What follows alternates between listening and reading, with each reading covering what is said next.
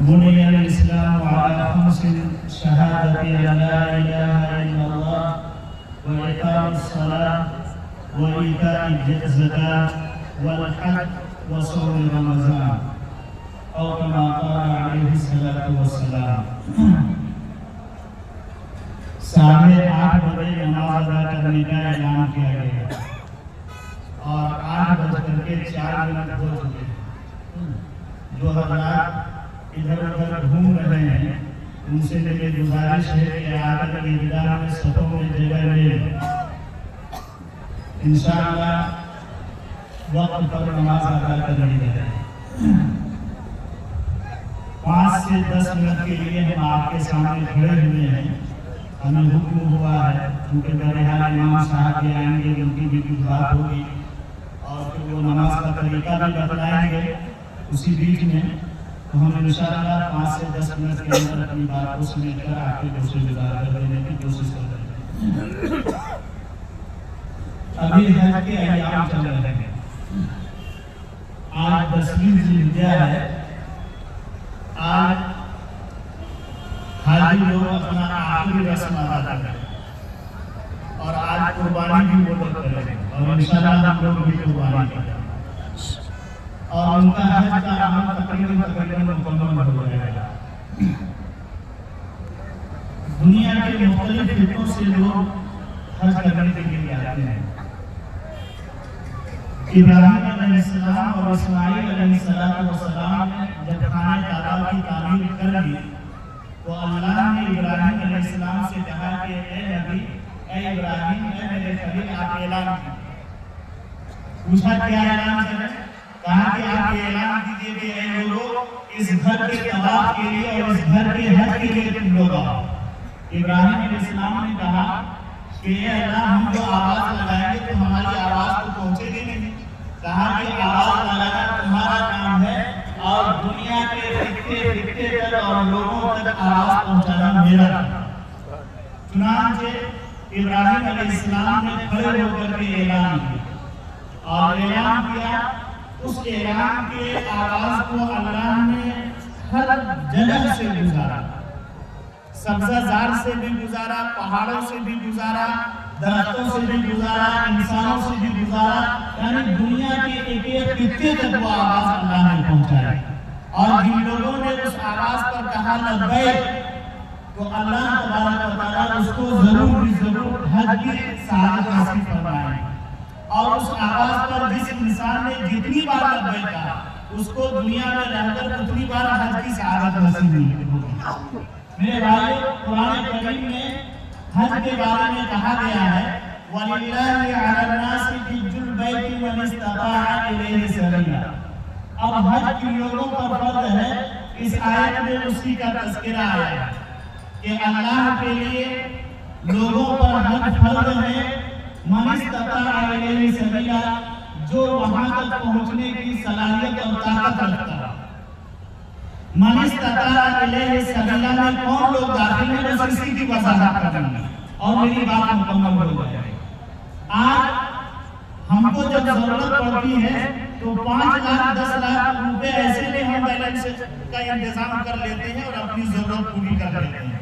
اگر روڈ کے کنارے زمین خریدنے کی نوبت آ جائے تو چپکے سے کہ ہمارا پڑوسی اور ہمارا بھائی جان نہ لے، پیسے کا اس طرح انتظام کرتے ہیں کہ رجسٹری ہو جاتی ہے اور پڑوس کو خبر تک نہیں ہوتی ہے۔ خدا نہ خواستہ اگر ہمارے گھر میں کوئی بیمار ہو جائے تو اس وقت پیسے کی پوٹلی کھولتے ہیں اور بچوں اور گھر کے لوگوں کے علاج کے لیے ہمارے پاس پیسے کا انتظام ہو جاتا ہے۔ لیکن جب حج کرنے کی باری آتی ہے، زکات دینے کی باری آتی ہے، قربانی کرنے کے لیے کہا جاتا ہے تو پھر وہ مسائل معلوم کرتے ہیں کہ آیا ہم پر قربانی ہے یا نہیں، آیا ہم صاحب نثار ہیں یا نہیں، آیا ہم صاحب استطاعت ہیں نہیں کہ ہم حج کر سکیں۔ صاحب استطاعت کو سمجھ لیجیے، علماء نے لکھا ہے کہ اگر کسی شخص کے پاس اتنے روپے پیسے ہوں، اتنا بیلنس ہو کہ وہ مکہ جا سکے اور حج کے ارکان پورے کر سکے، اس دوران اپنے کھانے پینے کی بھی ضرورت پوری کر لے اور پھر وہاں سے واپس آ جائے اور گھر میں اس غائبانے میں جو ان کے ذمہ میں رکھتا ہے اس کے کھانے پینے کا بھی کچھ انتظام ہو، تو ایسے شخص پر حج فرض ہے۔ مدینہ جانے کی ضرورت نہیں ہے.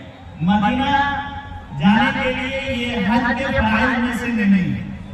اللہ سعادت بخشے اور اللہ کسی کو توفیق دے تو خانہ کعبہ تو جاتے ہی ہیں, مسجد نبوی جا کر روضہ رسول کی زیارت کرنا یہ سب سے بڑی سعادت کی بات ہے. من استطاع الیہ سبیلا, ایک تو یہ ہے کہ جس کو اللہ نے اتنے روپے پیسے دیے ہوں کہ وہ خانہ کعبہ جا سکے اور اس کا طواف کر سکے اور حج کے جو ارکان ہیں اس کو پورے کر سکے, اس بیچ میں اس کے کھانے پینے کی جو شکل ہو سکتی ہے اس کو پورا کر سکے, اور گھر لوٹنے تک اس کے ذمے جس کا نام و نفقہ ہے وہ اتنا دے کر کے جائے کہ اس کے خاندانے کو وہ اطمینان سے کھا پی سکے, تو ایسا انسان صاحب استطاعت ہے اور اس پر حج کرنا فرض ہے. اب اندازہ کیجیے اتنا بڑا مجمع ہے, کیا کوئی شاید ہم سمجھتے ہیں کہ اس میں 35% لوگ ایسے ہوں گے جن پر حج فرض ہو.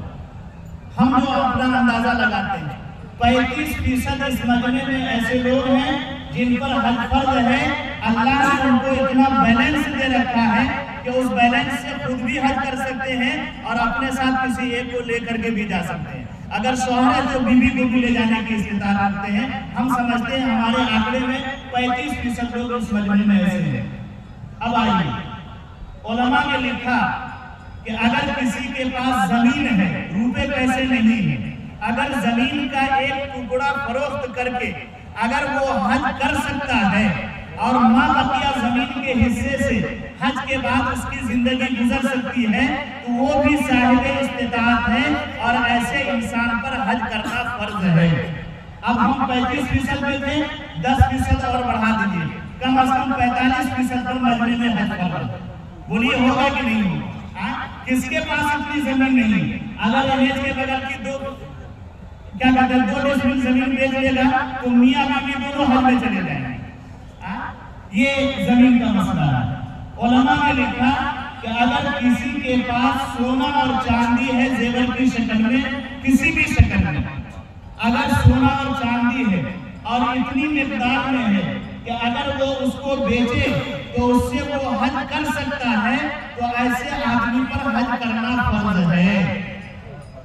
اب دیکھیے ہم تو 45% پر تھے اور سونے اور چاندی کس کے گھر میں نہیں ہے؟ ہر گھر میں سونے چاندی ہے. اگر 10% اور جوڑ دیں گے تو 45, 55, 60% لوگوں پر اس وقت حج فرض ہے. اس پورے مجمع کی ہم بات کر رہے ہیں. یاد رکھیے سونا اور چاندی اگر اس مقدار میں ہے کہ اس کو بیچ کر ہم حج کے اخراجات پورے کر سکتے ہیں اور ہم پر جن کی نام مرتبہ واجب ہے اس کو ہم کچھ دے دلا کر کے حج کر سکتے ہیں, تو سونا چاندی کو بیچنا ضروری اور حج کرنا فرض.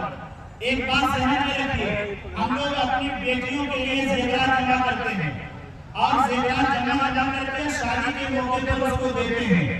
اگر زیورات جمع کر رہے ہیں اور ابھی بیٹی کے حوالے نہیں کیا ہے اور زیور اتنا آپ نے جمع کر لیا ہے کہ اس کو بیچ کر آپ حج کر سکتے ہیں, تو مسئلہ ہے واضح طور پر سن لیجیے, اس زیور کو بیچنا ضروری ہے اور آپ کے لیے حج کرنا ضروری ہے.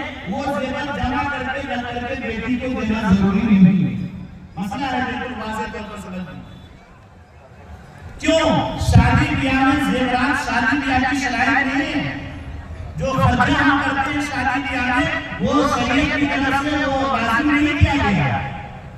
وہ تو شادی بس چند منگنی پڑتی ہے اور شریعت شادی کرتی ہے. وہ تو لوازمات ہم نے اپنے اوپر لازم کر رکھا ہے. اگر ان لوازمات کی تعداد اتنی پہنچ جائے, مقدار اتنی ہو جائے کہ اس کو بیچ کر آپ حج پر حج فرض ہو جائے اور صاحب استطاعت کی حیثیت میں داخل ہو جائے